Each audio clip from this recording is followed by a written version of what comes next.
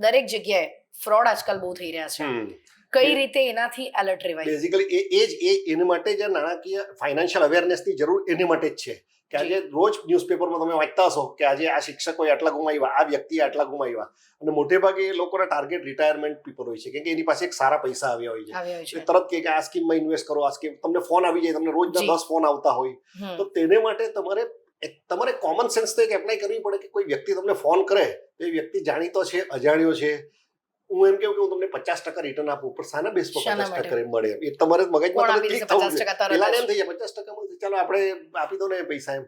એટલે બેઝિકલી એટલે જ નાણાકીય ફાઇનાન્શિયલ અવેરનેસની જરૂર એટલે જ છે. અને બેઝિકલી ઇન્ડિયામાં સમસ્યા એ છે, કોઈ પણ સ્કૂલ કોલેજોમાં આ સબ્જેક્ટ શીખવામાં આવતો નથી. શીખવામાં એ કોર્સ ચાલુ કરવો જોઈએ ગવર્મેન્ટે કે નાણાક ફાઇનાન્શિયલ અવેરનેસ, તો એટલીસ્ટ 11-12 થી તો એ જે સ્ટુડન્ટ એમાં જશે, માર્કેટમાં આવશે, ઇન્કમ અર્નિંગ થશે, તો એ ફ્રોડનો ભોગ ના બનશે એ વ્યક્તિ.